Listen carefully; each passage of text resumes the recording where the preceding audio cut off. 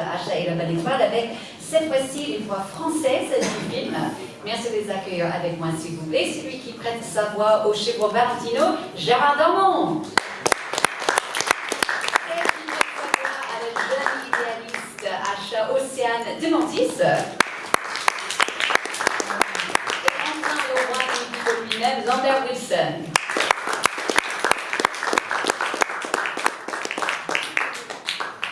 Bienvenue à tous les trois. Merci d'être là avec nous aujourd'hui. Alors, petite question pour commencer, s'il vous plaît. Est-ce que vous pouvez chacun présenter votre personnage en quelques mots, mais surtout nous dire quels traits de caractère vous avez de plus en commun avec lui? Océane. Alors, Asha, c'est une jeune fille de 17 ans qui vit au royaume de Rosas, un royaume imaginaire où tous les vœux peuvent être exaucés. Et Asha, c'est une jeune fille dynamique, déterminée. Je dirais que ça, c'est en premier point commun. Le fait qu'elle est idéaliste, elle va faire un vœu, et un vœu aux étoiles, et il y a une petite étoile, star, qui va venir l'aider, la guider dans cette aventure. Mais à côté de ça, elle va aussi travailler dur, elle va mettre toutes les chances de son côté, tout mettre en œuvre pour réussir à faire ce qu'elle veut. Et ça, c'est aussi un point commun que j'ai avec elle. Et elle vient d'une île méditerranéenne. Je suis originaire de la Sardaigne, donc un autre point commun. Super. Alors, Gérard, pour vous. Alors, moi, c'est un chevreau.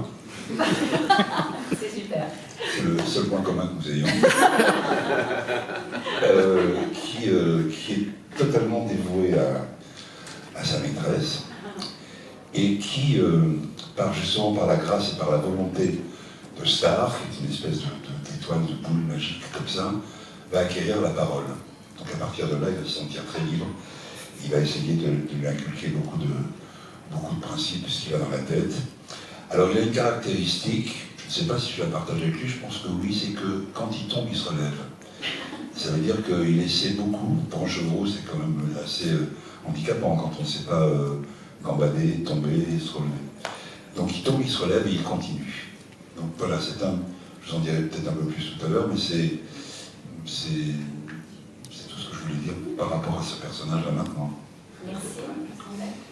Et donc j'interprète Magnifico, le roi de ce royaume-là, qui est une sorte de roi de conte de fées. Quand on le rencontre au tout début du film, il est beau, il le sait d'ailleurs, il est vaniteux, il présente bien, il a une jolie épouse, la reine. Il a une particularité, c'est qu'il est magicien aussi, c'est-à-dire qu'il n'est pas simplement roi de ce royaume, mais il est aussi un sorcier qui semble un sorcier bienveillant et bon, et qui en fait, pendant le film, va se révéler beaucoup plus sombre et maléfique, voire diabolique. C'est quelqu'un qui porte un masque et qui finit dans une folie un peu dictatoriale par devenir l'incarnation du super méchant, quoi. Il est vraiment c'est l'antagoniste parfait. Et surtout parce qu'il a accès à un pouvoir qui lui en principe interdit, qui est un pouvoir qu'on ne peut pas vraiment contrôler, mis en garde par son épouse, et donc il ne peut pas résister à la surpuissance. Il a cette fascination pour le vrai pouvoir absolu. Alors, mais vous avez un point commun alors, du coup, avec tout ça? Oui, en fait, je réfléchis à une zone du globe où je pourrais exercer mon pouvoir. Il y a déjà de la compétition, je dirais, en ce moment. Et il est acteur, oui. C'est-à-dire que c'est quelqu'un qui met des masques, c'est quelqu'un qui est un séducteur. Je pense qu'il y a une part de séduction quand même qui est intrinsèque dans l'état d'acteur. J'ai reconnu ça. Il fait penser d'ailleurs à des acteurs des années 30, 40 aux États-Unis. Il a un côté un peu Errol Flynn, comme ça, avec une vanité, presque un peu d'humour. Après, je pense que le lien s'arrête là. Cela étant dit, j'adore jouer des personnages de grands méchants et surtout de sortir des sons ou des couleurs très sombres et maléfiques. Parce que moi, dans la vie, je demande toujours pardon aux mouches quand il faut que je m'en débarrasse. Donc, je pense qu'il y a une petite marge entre lui et moi. Mais j'ai tué quelques mouches, c'est vrai. Et donc justement, quelles ont été les scènes les plus amusantes ou les plus difficiles à jouer pour vous? Est-ce que... Quand on chante, d'abord, je trouve que c'est là, il y a 7 chansons. Il y a la chanson. Chanter, Océane va vous l'écrire aussi, c'est chanter en soi, déjà c'est un exercice, mais chanter en doublage, c'est très particulier parce que c'est d'une méticulosité incroyable dans la mesure où on doit reproduire rythmiquement et au niveau de l'intonation de la chanson exactement la version originale, mais avec un autre langage. Et on travaille seul. Là, on a un duo, mais on l'a fait séparément. Et en fait, c'est vraiment ça. C'est le plus passionnant. C'est parce que c'est vraiment génial quand on aime chanter, de faire une chanson, en plus parce qu'on a l'impression qu'on entend dans l'histoire avec un grand H, l'histoire de Disney, c'est-à-dire qu'on laisse une trace qui est pour une génération d'enfants. Les chansons sont vraiment le souvenir le plus marquant. Les incarnations vocales aussi, mais c'est vrai que la chanson, quand on pense très rapidement aux dessins animés qui nous ont marqués, ça passe beaucoup par la chanson. Je pense que c'est vraiment ça l'exercice le plus... Et Océane, non? Oui, c'est vrai que les chansons, rythmiquement, n'étaient pas simples. Il y avait quelque chose de pas logique à la première écoute, mais c'est ce qui fait la particularité des chansons, je trouve. Mais pour moi, le plus difficile, c'était le tout début de l'histoire, puisque c'était une narration. Acha n'était pas encore à l'image, et il fallait trouver le bon rythme, raconter quelque chose, mais sans trop appuyer les mots. Il fallait le trouver. On est revenu dessus à la fin des enregistrements. Connaissant mieux l'histoire et le personnage, c'était plus facile, on va dire. Et Gérard, pour vous, c'était compliqué. C'était quoi votre approche à ces chevaux? Moi, c'était la... Mais d'abord, j'étais étonné parce qu'on me dit, tu regardes ce petit personnage-là, c'est un chevreau, tu vas le savoir. Vous êtes sûr que ça... Parce que je sais pas, le chevreau, ma voix, il y a quelque chose de... Et non, parce que d'abord, il en joue beaucoup, on le voit dans le film, je ne vais pas tout dévoiler. Non, moi, c'était les scènes d'action. Quand j'essaie de la convaincre, quand je trouve la parole, je suis joyeux, j'essaie de l'embarquer dans une espèce d'enthousiasme, comme ça, je fais grimper des choses, je tombe, la relève, je dis, il faut faire ci, il faut faire ça. J'aime bien cette... Il est totalement dévoué à sa maîtresse et son amie, c'est même pas sa maîtresse, c'est son amie, c'est son dévoué, j'allais dire son petit chien, son petit chevreau, voilà. Et je trouve qu'il se passe quelque chose de très joli entre eux. C'est un personnage, elle ne peut pas s'en passer non plus. Il est là, il est présent, il est à ses pieds, il est tout mignon, il est là. Voilà. Et ça, c'est comme Disney peut, c'est le faire. On s'y attache, il y a quelque chose qui nous touche d'emblée, quoi. Là, il y a un détail qu'il faut dire, c'est que quand on enregistre des scènes qui sont des scènes à 2 ou à 3 ou en groupe, en fait, on n'est pas à 2 ou à 3, on est seul. Et donc, c'est toujours un exercice particulier que d'imaginer ce que fait l'autre personnage, comment il vous répond, parce qu'il faut jouer en fonction de ce qu'on est supposé avoir entendu, qu'on n'entend pas. Alors on entend la version originale. Parfois, si votre camarade a déjà enregistré, vous aurez comme récompense d'entendre l'alternance des dialogues de votre camarade et du vôtre, mais uniquement à la fin. Et quand on enregistre uniquement nos répliques. Et il faut, c'est ce petit effort d'imagination, parce que dans le jeu, on ne fait qu'écouter et répondre à ce que quelqu'un vous explique ou vous dit. Et là, on est dans un silence. Et c'est un petit peu dur parfois pour le jeu. Je vais ouvrir à vos questions. Oui, juste ici. Alors, Acha a une bonne étoile. Est-ce que vous croyez en votre bonne étoile, vous? Et si vous aviez à vous trois, je pose la question. Et si vous aviez un vœu à faire, quel soit-il, en dehors du fait que Wish rencontre son public? Alors oui, je pense que j'ai une bonne étoile, puisque jusqu'à maintenant, mes rêves se sont réalisés. J'en ai encore plein d'autres à réaliser, mais c'était un de mes rêves de pouvoir doubler une héroïne Disney. Et alors, si j'avais un vœu, c'est compliqué. Est-ce que c'est un vœu qu'on voue à l'humanité ou est-ce que c'est un vœu personnel? Mais si j'en avais qu'un, je dirais, comme Asha, voir le monde heureux, être en harmonie avec le monde qui nous entoure, avec la Terre et que les gens tout simplement soient heureux. Bien sûr que je crois à la bonne étoile, évidemment que j'y crois. J'y crois depuis toujours, et elle ne s'est jamais démentie, même dans les moments les plus bas, les plus sombres. Je pense que ça fait partie du jeu. Parfois je me dis, mais tout le monde a une bonne étoile. Et puis, parfois quand j'ouvre un peu les yeux autour de moi, je dis non, tout le monde n'a pas une bonne étoile. Et tu as la chance d'avoir cette bonne étoile. Est-ce que tu te l'as créée à force de faire semblant d'y croire et bientôt vous croirez? Est-ce que la fonction créant l'organe, à force de penser qu'il y a une bonne étoile, la bonne étoile existe? Est-ce que ou alors est-ce que il faut avoir les antennes suffisamment puissantes pour sentir les choses, les gestes, qu'on nous montre, et à côté desquels parfois on passe. Ça c'est une... Voilà, et puis que voulez-vous que je vous dise d'autre que la paix quant aux vœux, voilà, surtout en ce moment. Mais d'une façon générale, oui, la paix, mais la paix entre les peuples et la paix en soi, la paix... voilà, c'est ce que je pourrais dire, la paix, oui. Et en ce qui me concerne, en fait, j'oublie. On me rappelle tout le temps, il faut croire à sa bonne étoile. C'est surtout mes agents qui me disent ça. Non, mais il faut croire à la bonne étoile. Alors bon, c'est par intermittence, c'est là que j'oublie.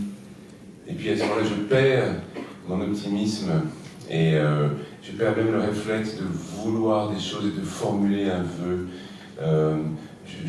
J'entre dans un pessimisme qui me fait même oublier qu'on peut formuler un vœu pour soi-même ou pour l'univers. Et puis l'autre jour, je ne sais pas pourquoi, j'ai écouté une musique, j'étais en train de conduire, j'ai écouté une musique qui m'a particulièrement gonflé le moral, et je me suis dit, en fait, ça m'a remis en contact avec quand j'étais enfant et jeune adolescent, et je me suis dit, mais j'avais justement, je formulais des vœux, je formulais des souhaits, et je croyais à ma bonne étoile, et j'avais une énergie incroyable, et je me suis dit, mais t'es la même personne, en fait, finalement, elle est toujours là,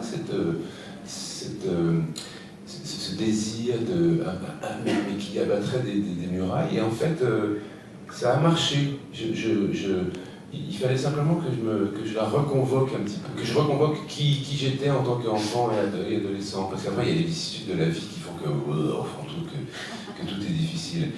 Et c'est vrai qu'il faut unir comme dans le film, hein, il faut vraiment unir nos désirs, nos vœux et nos prières hâtivement et activement en ce moment pour envoyer dans l'univers quelque chose d'apaisant et qui permettrait de lutter contre ce danger ambiant, cette destruction de l'homme par l'homme et de l'environnement par l'homme. Donc c'est le moment véritablement d'unir les forces.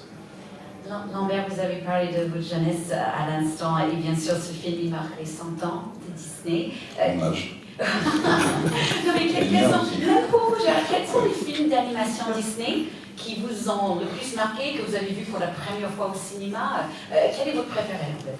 Alors si je peux me permettre de répondre parce que je suis plus ancien, enfin bravo.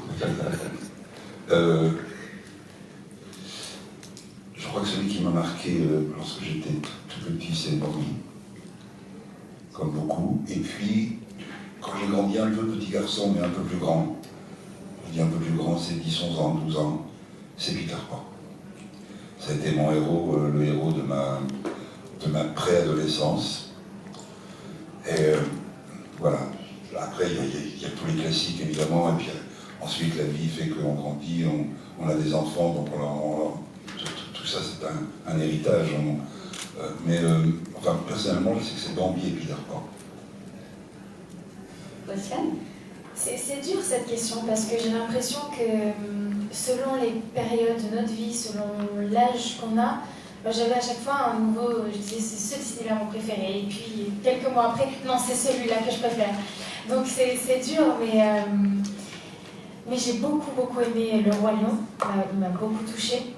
Ça a eu beaucoup d'importance dans votre carrière. Oui, tout à fait, puisque aujourd'hui j'ai la chance de jouer Nala au théâtre Mogador tous les jours dans la comédie musicale du Roi Lion. Et j'ai beaucoup aimé Mulan aussi, le personnage de Mulan elle est tellement forte, tellement déterminée et elle m'a beaucoup inspirée. Et Lambert pour vous? Je ne sentis pas mieux parce que j'ai la liste entièrement des Mais les tout premiers. Il y en a tellement. Alors, bien entendu, le premier c'était Blanche-Neige qui reste un grand traumatisme. Je pense que c'est un des grands souvenirs de peur de ma vie. C'est un des premiers films que j'ai vu surtout. Et je garde un souvenir vraiment traumatisant d'une forêt cauchemardesque. La sorcière, enfin, la reine méchante, c'est des visions un petit peu compliquées.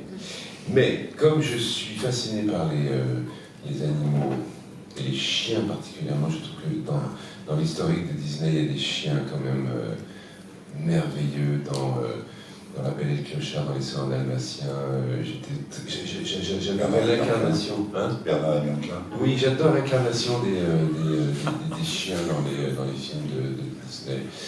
Mais celui que je trouvais le plus accompli en tant que prépubère, je crois, je devais avoir 10 ou 11 ans quand il est sorti, et ça reste un grand classique et tellement bien caractérisé, c'est le premier livre de la jungle, que je trouve vraiment un accomplissement formidable. Et vous avez d'ailleurs fait la voix dans... J'ai fait Balou, imaginez quand on a vécu le livre de la jungle en tant qu'enfant et qu'on finit par incarner Balou dans le remake Pixar, c'est important, on est naïf, on est enfantin par rapport à ça. Je veux dire, incarner l'aspire, on peut jouer le roi Lear et des trucs super compliqués sur scène, mais en fait, le truc, ta médaille, c'est vraiment de faire la voix de Balou, quoi. C'est un poids symbolique, on ne sait pas pourquoi, on est vraiment resté enfant. Si, c'est Disney. Et vous voyez, pour revenir à la question sur la bonne étoile, parce qu'il y a eu un exemple dernièrement qui illustre tout à fait ça. Lorsque les Beatles se sont séparés, lorsque Lennon est mort, et que tout le monde a dit donc que les Beatles ne se reconstitueront plus jamais, ce à quoi Harrison avait répondu, tant que John Lennon sera mort, non, il n'y aura plus de Beatles. L'humanité entière, ce sont les bienfaiteurs de l'humanité bien sûr, l'humanité entière a souhaité que ce groupe se reforme. Et par je ne sais quel canot, voilà, il se trouve que la technologie a fait que sur une bande de démonstration un vieux piano-voix de Lennon, tout ça a été décortiqué. McCartney, qui est toujours ce génie, qui est toujours là, a fait ce qu'il avait à faire, et ils ont sorti Now and Then, qui est devenu numéro 1, et qui est encore numéro 1, qui est dans les charts, comme si rien n'avait changé. Mais ça, c'est la force et la puissance de la conviction, du souvenir, de l'invisible, des choses qui ne sont pas palpables. Mais voilà une bonne étoile. Alors, une autre question. Il nous reste, je suis désolée, on n'a pas beaucoup de temps, il ne reste qu'une question. Alors, c'est qui a le micro? Merci.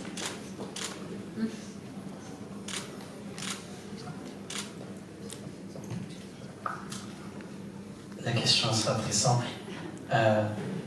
Qu'est-ce que vous pensez de l'héritage que vous allez laisser pour ce film qui célèbre les 100 ans? Et est-ce que vous avez eu cette pression de vous dire on doit faire quelque chose d'assez fort qui va être retenu parce que c'est le 100e anniversaire? Moi, en ce qui me concerne, pas du tout. Si je peux me permettre, parce que si je commence ma grand-mère, je sais pas, d'autres questions, je fais rien. La pression à ce niveau-là, qu'est-ce qu'il faut faire? On se ronge, on ne fait rien. On fait le mieux qu'on peut, avec le cœur, avec tout l'enthousiasme, avec toute l'envie. Puis après, on fait les comptes. Vous faites les comptes. Mais en tout cas, je ne peux pas partir avec comme postulat. Attention, c'est les 100 ans de Disney, alors là, qu'est-ce que je veux faire pour 100 ans? Tout a déjà été fait. Non, vous avez fait, puis après, on verra. Il y a toujours ce truc de se dire j'espère que je serai à la hauteur, parce que c'est grand. c'est énorme Disney. Mais si on est là, je pense que c'est parce qu'on a notre place, on a passé des essais, que ce soit pour la voix parlée, pour la voix chantée. Donc si on a été choisi, c'est qu'on a notre place ici. Et on l'a défendu de tout notre cœur, je pense, en tout cas, ce beau message d'espoir que nous envoie le film. Et rempli aussi de magie, ces chansons qui nous font rêver. Donc on y a mis vraiment tout notre cœur pour essayer de transmettre ça au mieux. Je rejoins Gérard par rapport à cette pression qui faut absolument tenir à l'écart. En revanche, je peux témoigner du moment particulier pour l'équipe Disney, de ce 100e anniversaire, et aussi quand on observe le film d'une réalisation qui est un accomplissement particulier et qui rend aussi hommage, qui retrace un lien avec l'histoire, la grande histoire de Disney, dans les thèmes, dans l'utilisation de la musique, les personnages. Il y a beaucoup de références à toute l'histoire de Disney, et on sent qu'en tout cas, pour Disney, ce dessin animé-là a rassemblé des forces et une énergie de travail absolument phénoménale. C'était plus pour les dessinateurs de Disney, je pense. Parce oui, il n'y a pas qu'une façon il n'y a pas qu'un dessin dans ce film. Il y a plusieurs, je crois que c'est la synthèse de tous les dessins de Disney, plus quelques modernités qui ont été rajoutées. Donc c'était très, très délicat à faire. Je pense que c'est eux qui avaient la pression. Absolument, justement, on en a parlé avec eux tout à l'heure. Ouais. Merci beaucoup à vous tous les trois. Vous voulez dire un dernier mot, Ahmed? C'est déjà fini. Mais malheureusement, vous avez d'autres interviews après. On les applaudit.